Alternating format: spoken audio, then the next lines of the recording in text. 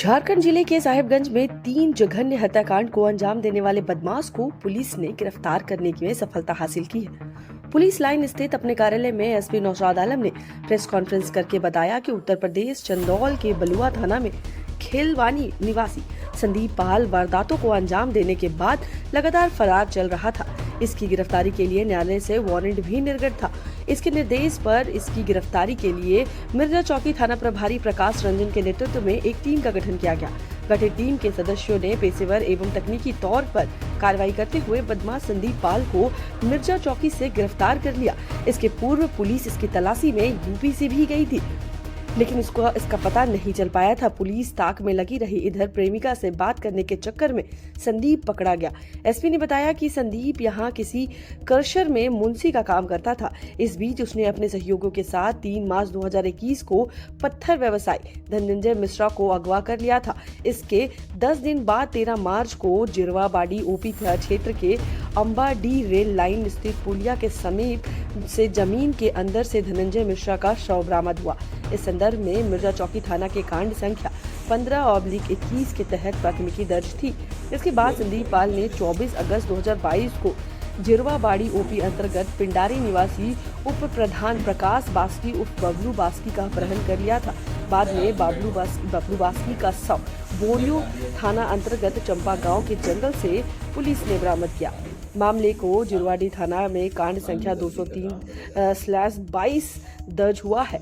इधर उसकी मुफसिल थाना क्षेत्र में 27 मई 2023 को सहयोगियों के साथ महादेवगंज स्थित झगड़ू चौकी निवासी मछली व्यवसायी रविंद्र यादव की हत्या भी कर दी। मामले में भी हत्याकांड के लिए प्राथमिकता दर्ज है। एसपी ने बताया कि संदीप पर यूपी से अवैध हथियार की तस्करी का भी संदेह जताया जा रहा है। रिमांड पर लेकर पूछताछ के बाद उससे कई राज खुलवाए जाएंगे। एसपी ने मिर्जा चौकी प्रकाश रंजन को अवार्ड व प्रशस्ति पत्र देकर सम्मानित करने का भी आश्वासन दिया। यूपी का चंदौली जिला का संदीप पाल जो हत्या का कई केसों में यहाँ वांछित था, इसकी गिरफ्तारी थाना प्रभारी मिर्जा चौकी के द्वारा एक गठित टीम के द्वारा किया गया है। और उसके गिरफ्तारी के बाद 3 कांडों का हम लोगों ने उद्भेदन कर लिया है, जो मुख्यतः ये हत्या से संबंधित तीनों कांड।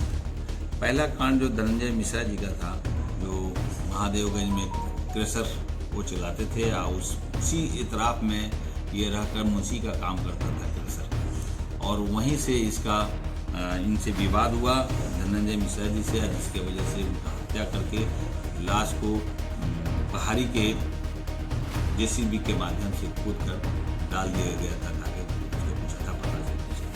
लेकिन प्रशासन के उस वक्त सहयोग से इसकी गिरफ्तारी हुई थी, जिसमें बाद में बेल आउट ये हुआ था। बेल होने के बाद माननीय न्यायालय के तरफ से वारंट के बाद कुर्की जब्ती भी निकाला गया था चौंदरली से, लेकिन ये आदमी और ना इसके बेलर इसको उपस्थापित करा सके। अथक प्रयास से थाना प्रभारी के द्वारा मेरे पर्सनल इंटरेस्ट लेके चुके आदरणीय डीजे साहब ने हमके रिक्वेस्ट भी किया तो गिरफ्तारी। उसके बाद से इसने वर्ष 2022 में बबलू जो जमीन से संबंधित जुड़ा हुआ उनका मैटर था, उसको इसकी बात जब नहीं माना तो फिर उसका हत्या कर दिया, हत्या करके लाश को छिपा दिया।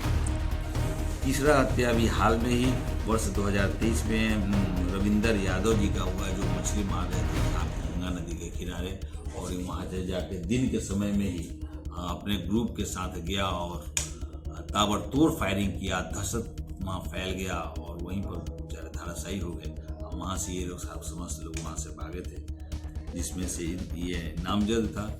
इस केस में भी ये बेसिकली यहाँ रहकर मुंशी के रूप में तो काम करता था, लेकिन आर्म्स का तस्करी भी ये करना शुरू कर दिया था। यूपी से आर्म्स का तस्करी भी। इनके सहयोगी में अभी 4 लोगों को हमने वेपन के साथ ही हाल में ही पकड़ के भेजा था रविंद्र जी के हत्या के केस में। आर्म्स के पास से भी मिलने की संभावना है। आगे पूछताछ करेंगे तो कुछ और तत्काल हम माननीय न्यायालय के समक्ष उपस्थापित कर रहे हैं।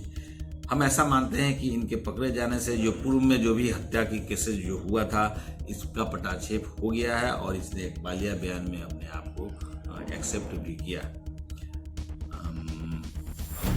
हम मानते हैं कि इनके पकड़े जाने से अब समाज में एक तो मैसेज भी गया कि सही आदमी की गिरफ्तारी हुई, केस का उद्भेदन हुआ और जो खौफ और जो दबदबा था, जो डर भय था, वो ऐसे कोई भी लोग जो भी होंगे इस शहर के जिला में, चाहे वो बाहर से आते हों या कहीं के भी रहने वाले हो, आपराधिक तत्व के लोगों को बिल्कुल हम लोग की, हमारे प्रशासन का, पुलिस का पैनी नज़र रहेगी और उनको बिल्कुल हम लोग छोड़ेंगे नहीं। कानून का हाथ लंबा है, भले लेट हो सकता है लेकिन बचना मुश्किल।